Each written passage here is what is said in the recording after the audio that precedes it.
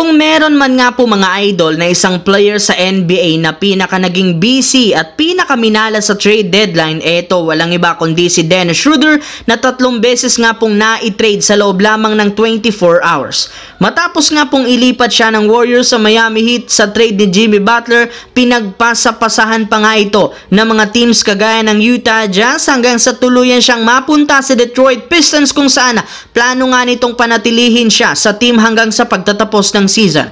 Hindi na nga siya ititrade o iwe-waive pa ng Pistons dahil nangangailangan sila ngayon ng isang legit na gwardya na magagamit ng off the bench. Pero kahit ano man ang nangyari kay Schroeder, hindi rin naman siya dito malulugi since napunta siya sa isang playoff team na kayang mag-compete sa Eastern Conference. May pagkakataon rin naman si Dennis na makaganti sa ginawang pagsira ng Golden State sa kanyang magandang performance ngayong season kapag nagkatapat sila ng Pistons sa March 9. Mismong Eto rin naman ang nagsabi na hindi niya talaga ikinagusto ang ginawa sa kanya ng Golden State sa pagtapon lamang ng basta-basta matapos siyang kunin nito noon sa Brooklyn Nets. Kaya asahan na nga niya na gaganti at babawian talaga si Schroeder ang buong Golden State.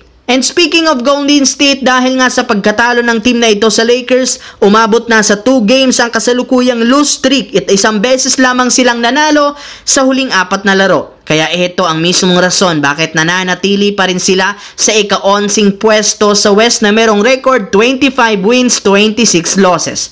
Pero hindi rin naman matatalo ang Golden State sa Lakers kung hindi dahil sa pandaraya nga daw na ginawa ng mga referee sa huling segundo kagaya ng hindi pagtawag nito ng 8-second violation sa Lakers kahit man umabot na sa 15 seconds ang shot clock at nasa backcourt pa rin si Gabe Vincent. 6 na puntos lang naman ang kalamangan ng Lakers sa mga oras na yan at kung tumawag nga daw dito ang mga referee, posibleng maibaba pa nila ang kalamangan at maaaring maitabla ang talaan sa pagtatapos ng 4th quarter. Mismong si Draymond Green galit na galit sa mga referee dahil kung hindi nga daw sa pagkakamali ng mga officials, maaabot pa sa overtime. Maging si Stephen Curry aminado sa post-game interview, marami nga pong missed calls. Nagkabukol pa nga siya sa gilid ng kanyang noo dahil sa sobrang pisikal ng laro, ngunit hindi man lang dito tumawag ang mga officials at yan ang nirereklamo ng Golden State.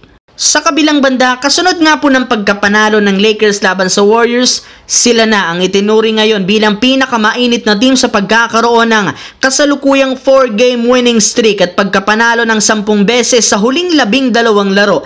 Lahat nga po ng kanilang pagkapanalo nagkaroon ng impressive performance sa kabila ng undermanned na lineup. Kaya may ilang mga malalaking superstar ang nangangamba sa Lakers at isa na dyan si Anthony Edwards na sinabing babantayan nga po niya ang mga laro ng team na ito, lalo ang Big 3 na sina LeBron James, Austin Reeves at Luka Doncic. Alam nga po niya maganda ang performance ngayon ng Lakers kaya expected na mas lalakas ito ng sobra once na maglaro na si Luka. Sinabi nga ng isang analyst na gagana nga daw talaga ang trio ni na LeBron, Luka at Reeves kahit pare-pareho man silang ball dominant.